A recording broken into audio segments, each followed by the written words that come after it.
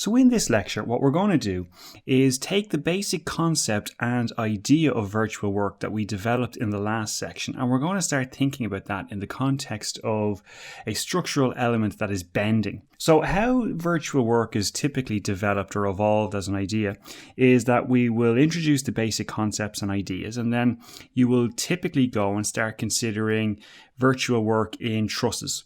Okay, which are made up of a combination of axially loaded members. So if you took my Fundamentals of Virtual Work course, you'll see that's what we did in that course. We focused on how to analyze axially loaded members or trusses. So in this course, what we're going to do is we're going to take it on another level, if you like, and we're going to start thinking about bending. So as a precursor to talking about virtual work and bending, let's just take a quick recap, a super quick summary tour of virtual work in the context of axially loaded members. So what we would say is that, let's just say a recap for virtual work, and this is going to be a super quick 2-minute recap. Now we're working on the assumption that you have a basic understanding of virtual work and its application to trusses. So virtual work and axially loaded members. So this is going to tee us up nicely to talk about bending. Right, so we're familiar at this stage with the premise that external work must equal internal work. And we're also familiar with the idea that internal work is just another term or another way of saying the internal change in strain energy. Okay, so we would typically, when we're trying to develop this concept for use with trusses, we would typically evolve into an equation that looks like this. We would say some external load W times the distance through which it moves. Let's take the sum of all of those loads, or let's say there's more than one load. If there was more than one, we would take the summation. So we'll say that external work, which is just force times distance, is equal to the internal change in strain energy, or the internal work. So in the case of a truss, which has multiple axially loaded members, we would say the summation over all members of the internal member force times the deformation or the elongation or contraction or shortening of a member. Okay, so that's how the equation looks for a truss. So let's just put some labels on this for the avoidance of any doubt. We will just label this up and say that is external load. This is deflection, or if I was to be more specific, I would say that is the distance through which the load moves. Okay, so let's just say the distance the load moves. That's our external work. Then this guy here would be the internal member force. And this last guy would be the change in length of that member.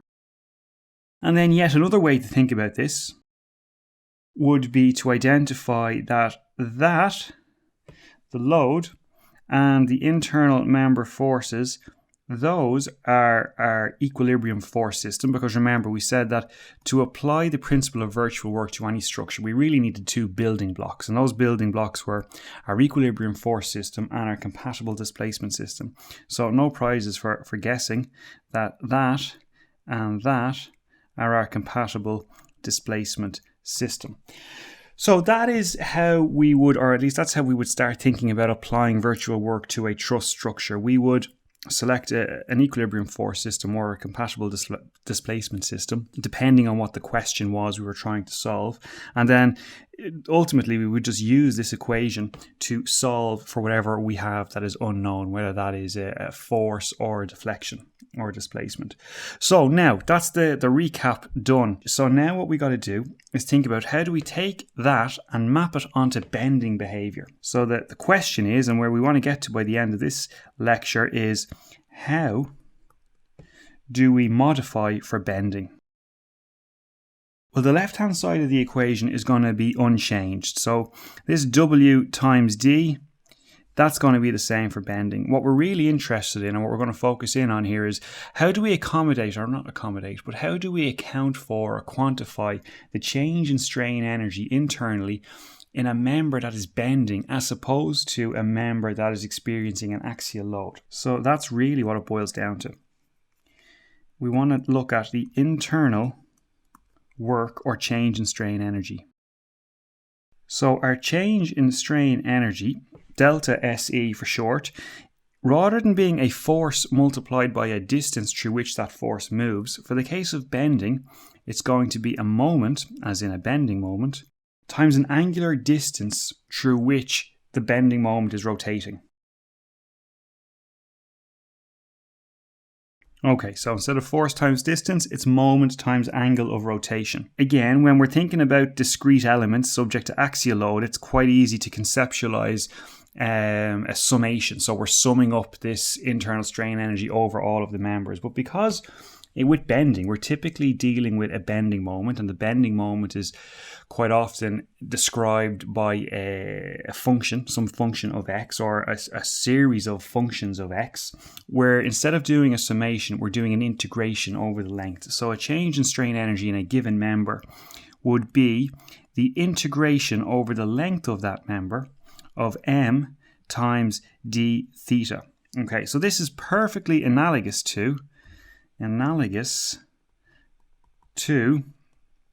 summation of P times E. So instead of a summation over discrete elements of the axial load in the element times the elongation of the element, instead of that, we're taking an integral over the length of a given element, and then we are integrating the moment, which will turn out to be a function of x, or distance or position along the element, times d theta, which is representing the angle, the infinitesimal angle of rotation. In short here, I don't want to get bogged down in the weeds on this. I just really want to say, or want you to appreciate, that it's the integral over the length of the structure is replacing a summation. Okay, so let's bring it all together. The virtual work equation for bending will be as follows. Remember, we said the left-hand side would remain unchanged, so we're going to take whatever external load, we're multiplying that by the distance or deflection through which that load moves to get the external work done. And we're saying that is equal to, as discussed previously, the integration over the length of a given member of m times d theta. Okay, and let's label these things up. We would say that this guy and this guy are our equilibrium force system. So force in inverted commas here, it's really a moment. So we're saying, okay, so we got that guy and that guy. And then we have our compatible displacement system is clearly made up of the other two components in here. So we're still going to need our building blocks of an equilibrium force system and a compatible displacement system. Those are the tools that we're going to use to construct the solutions of our problems in a virtual work frame, if you like.